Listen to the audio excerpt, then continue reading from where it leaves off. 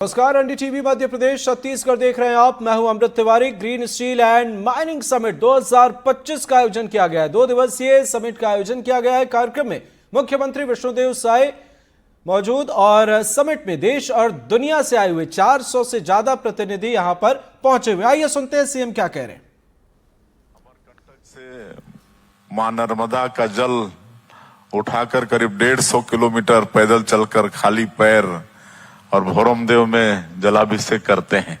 तो आज वही कार्यक्रम था, इसलिए मुझे आने में विलम्ब हुआ, इसलिए मैं पुनः आप सब लोगों से क्षमा चाहूंगा। और आज इस समिट में मुझे बुलाया, इसके लिए मैं सीआईआई के अध्यक्ष जी और सभी पदाधिकारियों का बहुत बहुत आभार भी व्यक्त करना चाहूंगा।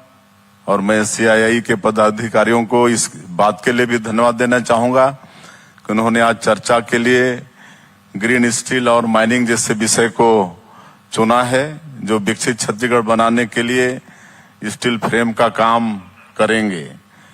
कुछ दिन पहले ही हमने 2047 तक विकसित भारत के लक्ष्य के अनुरूप ही विकसित छत्तीसगढ़ के निर्माण के संकल्प को लेकर अंजोर विजन डॉक्यूमेंट लॉन्च किया है, जिसके मुताबिक हमने चरणबद्ध रूप से विकसित छत्तीसगढ़ के निर्माण का खाका खींचा है। विजन डॉक्यूमेंट में हमने सबसे ज्यादा जोर मैन्युफैक्चरिंग सेक्टर पर रखा है और इसमें भी छत्तीसगढ़ की कोर इंडस्ट्री जैसे स्टील और पावर जैसे उद्योगों पर हमारा सबसे ज्यादा फोकस है। हमारे यशस्वी प्रधानमंत्री श्री नरेंद्र मोदी जी का सपना है देश को स्टील हब बनाना। उनके नेतृत्व में देश में स्टील उत्पादन 100 मिलियन टन से बढ़कर 200 मिलियन टन हो गया है और वर्ष 2030 तक इसे बढ़ाकर 300 मिलियन टन करने का लक्ष्य उन्होंने रखा है। छत्तीसगढ़ में भी हमने स्टील की वर्तमान उत्पादन क्षमता 28 मिलियन टन से बढ़ाकर 45 मिलियन टन करने का लक्ष्य रखा है। इस लक्ष्य को पूरा करने के लिए हमने नई औद्योगिक नीति में स्टील सेक्टर को विशेष रूप से प्रोत्साहन दिया है।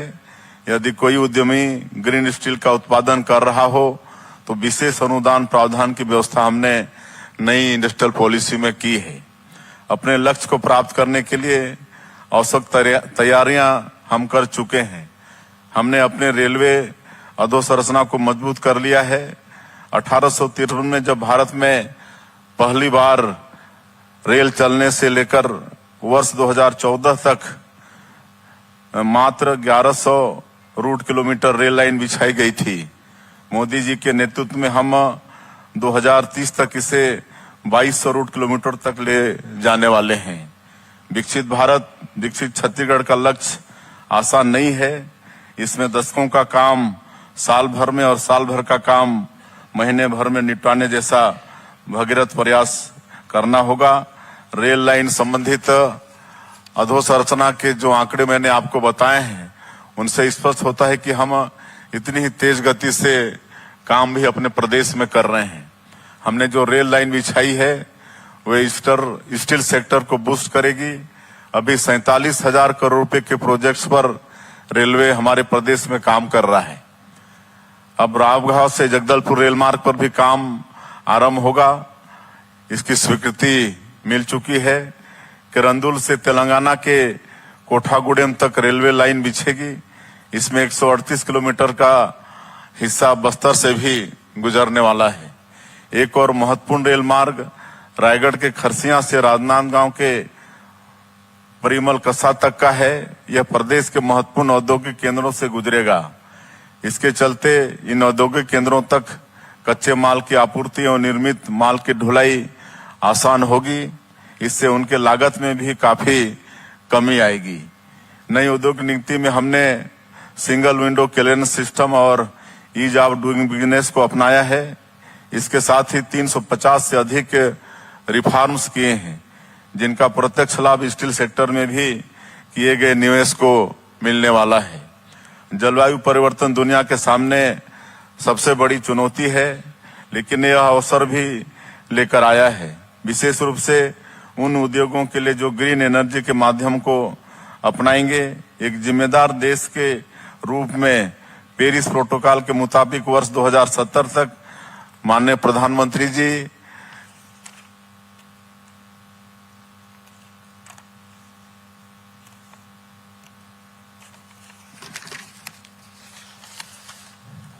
ने भारत में शून्य कार्बन उत्सर्जन का लक्ष्य रखा है।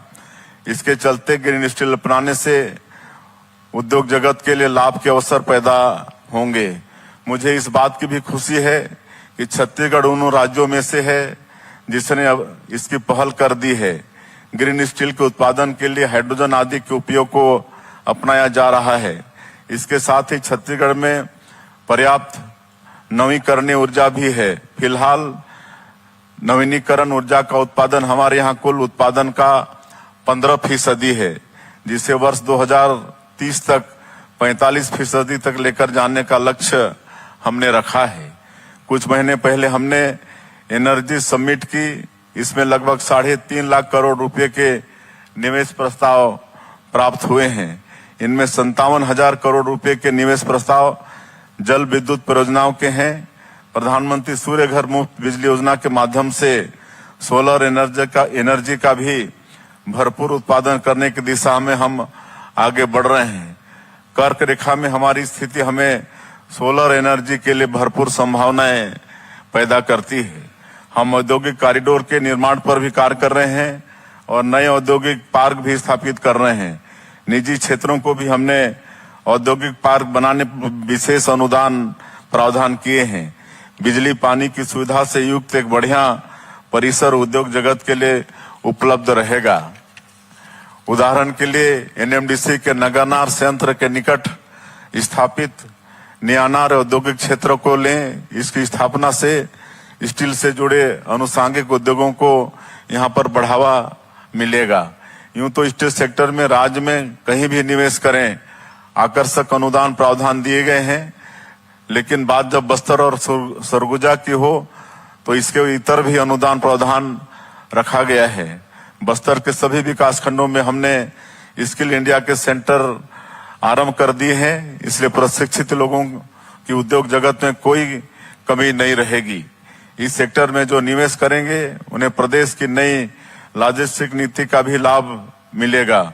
इस नीति के अंतर्गत dry port, inland container depot आदि आरंभ करने पर अनुदान प्रावधान मिलेंगे। सेंट्रल इंडिया में लोकेशन होने की वजह से लॉजिस्टिक के लिए यहाँ भरपूर संभावना है।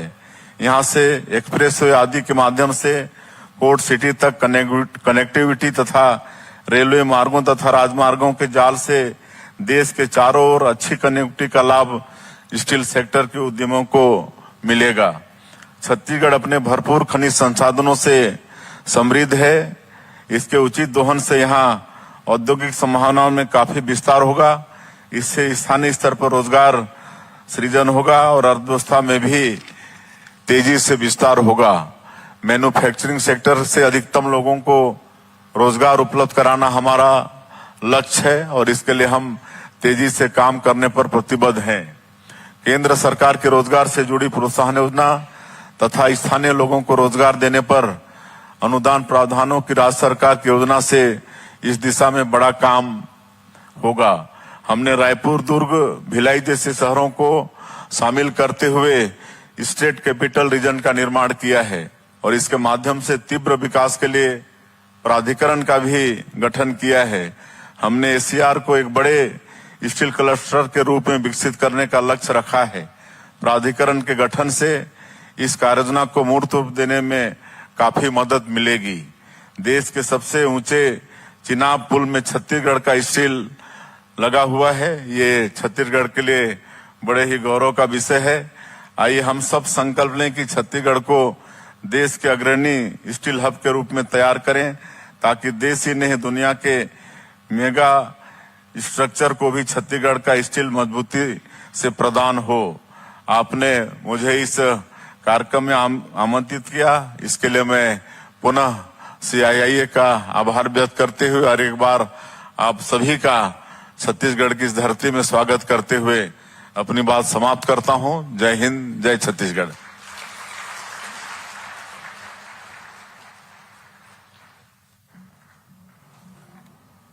Green steel and mining summit 2025 की ये तस्वीरें जहां आप सुन रहे थे मुख्यमंत्री विष्णुदेव साय को। उन्होंने बताया कि किस तरीके से क्या कुछ योजनाएं हैं और क्या कुछ है खास।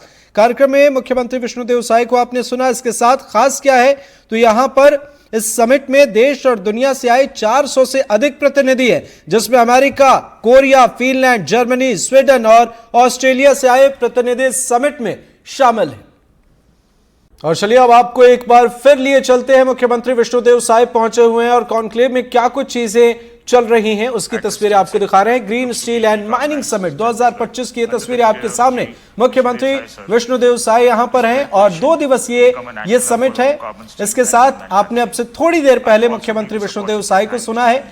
खास बात यह है कि इस समिट में 400 से अधिक प्रतिनिधि शामिल हैं, जो बेहद खास हैं, जिनमें कुछ अमेरिका के हैं, कुछ कोरिया के, कुछ फिनलैंड, जर्मनी, स्वीडन, ऑस्ट्रेलिया से आए हैं। ये तमाम प्रतिनिधि समिट में शामिल हैं। इसके साथ ही ये समिट बेहद खास है और भविष्य की योजनाओं के साथ काम किया जा रहा है। तमाम देश मिलकर काम कर रहे हैं। Green steel and mining summit है ये 2025 की ये तस्वीरें हम आपको दिखा रहे हैं। इससे पहले भी आपने देखा होगा कि समिट में क्या कुछ चीजें होती है और उसका असर धरातल पर कितना होता है। और यही कोशिश मुख्यमंत्री विष्णुदेव साय की है कि प्रदेश का विकास हो, और प्रदेश का विकास होगा तो देश का भी विकास होगा। यही वजह है कि ग्रीन स्टील और माइनिंग समिट में वे पहुंचे, उन्होंने अपनी बात रखी। ये 2 दिवसीय आयोजन है जो कि बेहद खास है। और आपने अब से थोड़ी देर पहले मुख्यमंत्री विष्णुदेव साय को सुना। उन्होंने बताया कि क्या कुछ चीजें इसमें खास है। इसके साथ हम उन चुनौतियों को नजरअंदाज नहीं कर सकते जिनका आने वाले वक्त में सामना करना होगा, लेकिन उन सब के विकल्प बनाए हुए हैं सरकार ने। उन सब जहां भी चुनौतियां हैं उन्हें दूर किया जाएगा और सपने जो रोड मैप है उसे सच करने की कोशिश की जा रही है। रायपुर की ये तस्वीरें आप देख रहे हैं। मुख्यमंत्री विष्णुदेव साय कार्यक्रम में शामिल हुए और अपनी उन्होंने बातें रखी। यहाँ विदेशी कई प्रतिनिधि भी हैं, वे भी अपनी बात रखते हैं और उसके बाद क्या कहते हैं, क्या कुछ होता है खास, ये सुनेंगे। लेकिन इस वक्त आपको रायपुर की एक खूबसूरत तस्वीर दिखा रहे हैं। देखिए मंच की ये तस्वीर। मुख्यमंत्री विष्णुदेव साय ग्रीन स्टील और माइनिंग समिट 2025 में यहां पर इस वक्त फोटो सेशन और इसके साथ साथ सम्मान कार्यक्रम की ये तस्वीरें आप देख रहे हैं।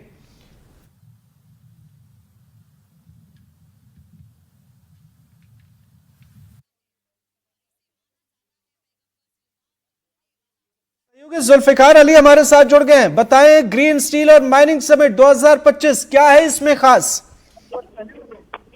अमृत, ग्रीन स्टील और माइनिंग समिट में सबसे बड़ी खास बात यह है कि छत्तीसगढ़ देश के उन राज्यों में टॉप पर है जहां पे स्टील का प्रोडक्शन होता है। जैसा कि मुख्यमंत्री विष्णुदेव साय ने भी कहा कि छत्तीसगढ़ का जो लोहा है, जो स्टील है, वो देश के निर्माण में उसकी अहम भूमिका है। उन्होंने इस बात का भी जिक्र किया कि चिनाब नदी पर जो पुल बना और नई जो रेल लाइन बनी, उस पर भी छत्तीसगढ़ का लोहा लगा हुआ है। तो छत्तीसगढ़ का जो प्रोडक्शन है स्टील का, वो उसमें देश में एक बड़ा योगदान है। और इस कार्यक्रम की अगर बात करें तो कॉन्फेडरेशन ऑफ इंडियन इंडस्ट्री का ये चौथा एडिशन है ग्रीन स्टील एंड 2025, जिसमें एक देश ही नहीं दुनिया भर से जो इंडस्ट्रियलिस्ट हैं, स्टील से जुड़े हुए लोग, वो शामिल हुए। और इसका आज पहला दिन था। ये 2 दिनों तक चलने वाला आयोजन है जिसमें छत्तीसगढ़ के मुख्यमंत्री विष्णुदेव साय ने शिरकत की और छत्तीसगढ़ में जो प्रोडक्शन को लेकर है उसकी बात की। अब बात अगर करें कि ग्रीन स्टील क्या है, तो ग्रीन स्टील का मतलब ये है कि छत्तीसगढ़ में जो स्टील का प्रोडक्शन है, उस प्रोडक्शन में 0 कार्बन इमिशन, मतलब कार्बन का जो उत्सर्जन होता है उसको पूरी तरीके से रोक कर इसके ग्रीन प्रोडक्शन करना है स्टील का। मतलब जैसे सोलर एनर्जी का उपयोग करके स्टील का प्रोडक्शन करना, उसको बनाना। क्योंकि अभी तक अगर देखा जाए तो कोल का बहुत बड़ा पार्ट उसमें उपयोग होता है। कोल इंडस्ट्री से जो बिजली बनती है उसका उपयोग यहाँ पे होता है। तो हाइड्रोजन या ये कहें कि सब्स्टिट्यूट जो एनर्जी है उसका उपयोग करके, जिसमें कार्बन का इमिशन बहुत कम होता है, उसका उपयोग करके स्टील इंडस्ट्री को आगे बढ़ाना है। क्योंकि दुनिया भर से कार्बन का एमिशन कम करना है, उसी को लेकर जो है green steel and mining summit का ये आयोजन किया गया है कॉन्फेडरेशन ऑफ इंडियन इंडस्ट्री की तरफ से, जिसमें देश के ही नहीं और अंतर्राष्ट्रीय स्तर के भी जो लोग हैं वो इसमें शामिल हुए हैं। जी बिल्कुल, आपने बिल्कुल सही जानकारी दी जुल्फी। एक बड़ा सवाल जो सबके जहन में उठता है जब भी ऐसे समिट का आयोजन होता है, और ये बेहद खास है, 400 से अधिक प्रतिनिधि हैं विदेशों के, एक सवाल ये उभरता है कि छत्तीसगढ़ का विकास होगा, देश और दुनिया का विकास होगा, लेकिन कई लोग प्रदेश के जो इन माइनिंग सेक्टर से जुड़े हुए हैं, काम कर रहे हैं, आपको रोकना चाहेंगे, थोड़ी देर में आते हैं आपके पास। इस वक्त मुख्यमंत्री विष्णुदेव साय कुछ कह रहे हैं, आइए पहले सुनते हैं।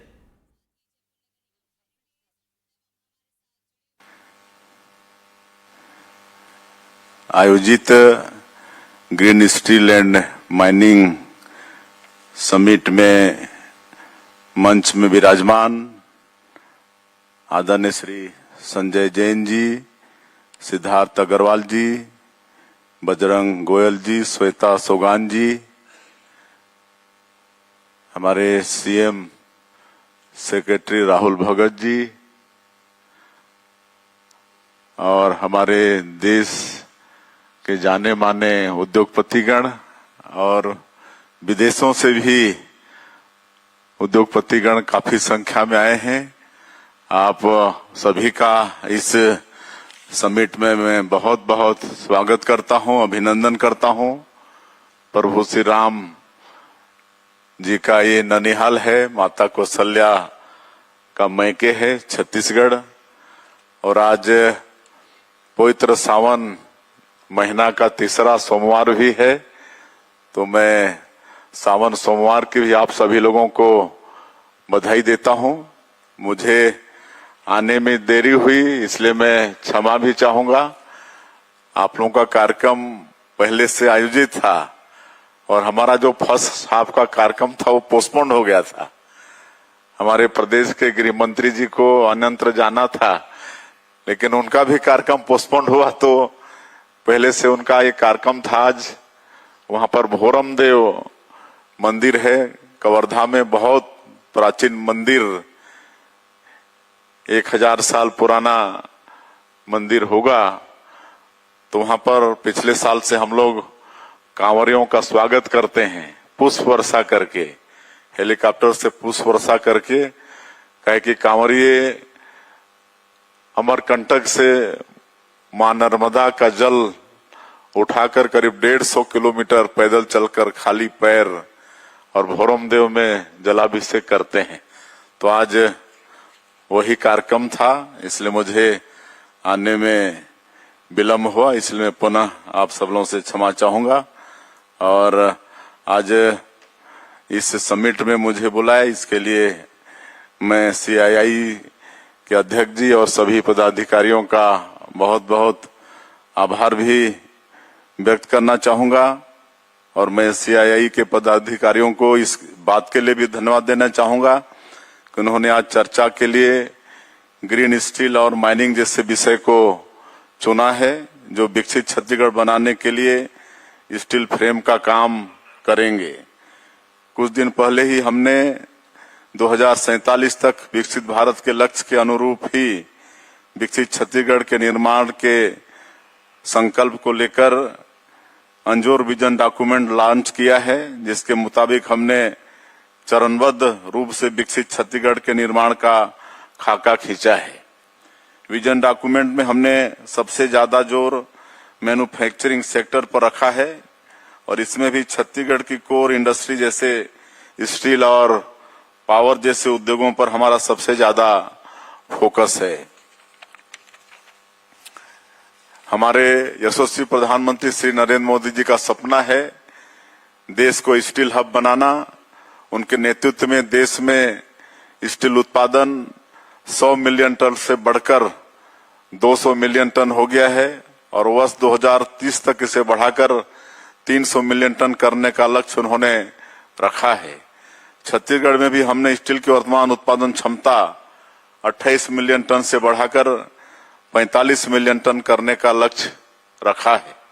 इस लक्ष्य को पूरा करने के लिए हमने नई औद्योगिक नीति में स्टील सेक्टर को विशेष रूप से प्रोत्साहन दिया है। यदि कोई उद्यमी ग्रीन स्टील का उत्पादन कर रहा हो तो विशेष अनुदान प्रावधान की व्यवस्था हमने नई इंडस्ट्रियल पॉलिसी में की है। अपने लक्ष्य को प्राप्त करने के लिए आवश्यक तैयारियां हम कर चुके हैं। हमने अपने रेलवे अधोसंरचना को मजबूत कर लिया है। 1853 में जब भारत में पहली बार रेल चलने से लेकर वर्ष 2014 तक मात्र 1100 रूट किलोमीटर रेल लाइन बिछाई गई थी। मोदी जी के नेतृत्व में हम 2030 तक इसे 2200 रूट किलोमीटर तक ले जाने वाले हैं। विकसित भारत, विकसित छत्तीसगढ़ का लक्ष्य आसान नहीं है।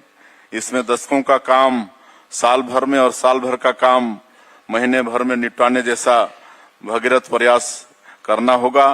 रेल लाइन संबंधित अधोसंरचना के जो आंकड़े मैंने आपको बताए हैं, उनसे स्पष्ट होता है कि हम इतनी ही तेज गति से काम भी अपने प्रदेश में कर रहे हैं।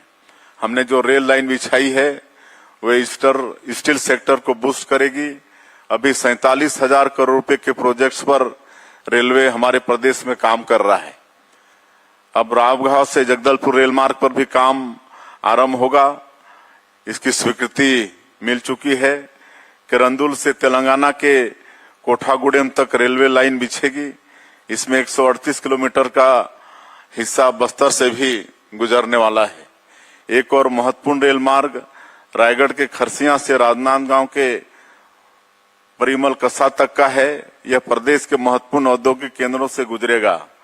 इसके चलते इन औद्योगिक केंद्रों तक कच्चे माल की आपूर्ति और निर्मित माल की ढुलाई आसान होगी। इससे उनके लागत में भी काफी कमी आएगी। नई औद्योगिक नीति में हमने सिंगल विंडो क्लियरेंस सिस्टम और ईज ऑफ डूइंग बिजनेस को अपनाया है। इसके साथ ही 350 से अधिक रिफॉर्म्स किए हैं, जिनका प्रत्यक्ष लाभ स्टील सेक्टर में भी किए गए निवेश को मिलने वाला है।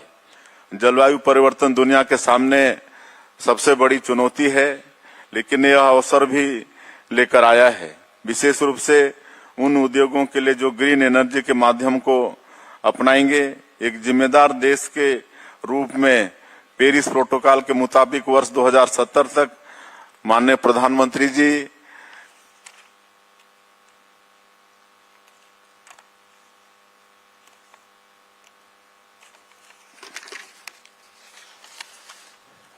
ने भारत में शून्य कार्बन उत्सर्जन का लक्ष्य रखा है। इसके चलते ग्रीन स्टील अपनाने से उद्योग जगत के लिए लाभ के अवसर पैदा होंगे। मुझे इस बात की भी खुशी है कि छत्तीसगढ़ उन राज्यों में से है जिसने अब इसकी पहल कर दी है। ग्रीन स्टील के उत्पादन के लिए हाइड्रोजन आदि के उपयोग को अपनाया जा रहा है। इसके साथ ही छत्तीसगढ़ में पर्याप्त नवीकरणीय ऊर्जा भी है। फिलहाल नवीनीकरण ऊर्जा का उत्पादन हमारे यहाँ कुल उत्पादन का 15% है, जिसे वर्ष 2030 तक 45% तक लेकर जाने का लक्ष्य हमने रखा है। कुछ महीने पहले हमने एनर्जी समिट की। इसमें लगभग 3.5 लाख करोड़ रुपए के निवेश प्रस्ताव प्राप्त हुए हैं। इनमें 57,000 करोड़ रुपए के निवेश प्रस्ताव जल विद्युत परियोजनाओं के हैं।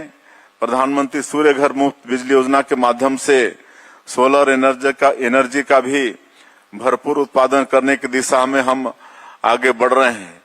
कर्क रेखा में हमारी स्थिति हमें सोलर एनर्जी के लिए भरपूर संभावनाएं पैदा करती है। हम औद्योगिक कॉरिडोर के निर्माण पर भी कार्य कर रहे हैं और नए औद्योगिक पार्क भी स्थापित कर रहे हैं। निजी क्षेत्रों को भी हमने औद्योगिक पार्क बनाने विशेष अनुदान प्रावधान किए हैं। बिजली पानी की सुविधा से युक्त एक बढ़िया परिसर उद्योग जगत के लिए उपलब्ध रहेगा। उदाहरण के लिए एनएमडीसी के नगरनार संयंत्र के निकट स्थापित नियानार औद्योगिक क्षेत्र को लें। इसकी स्थापना से स्टील से जुड़े अनुषंगिक उद्योगों को यहाँ पर बढ़ावा मिलेगा। यूं तो स्टील सेक्टर में राज्य में कहीं भी निवेश करें आकर्षक अनुदान प्रावधान दिए गए हैं, लेकिन बात जब बस्तर और सरगुजा की हो। तो रायपुर से आप तस्वीरें देख रहे थे और सुन रहे थे मुख्यमंत्री विष्णुदेव साय को। एक छोटे से ब्रेक के लिए रुक रहे हैं, चल लो।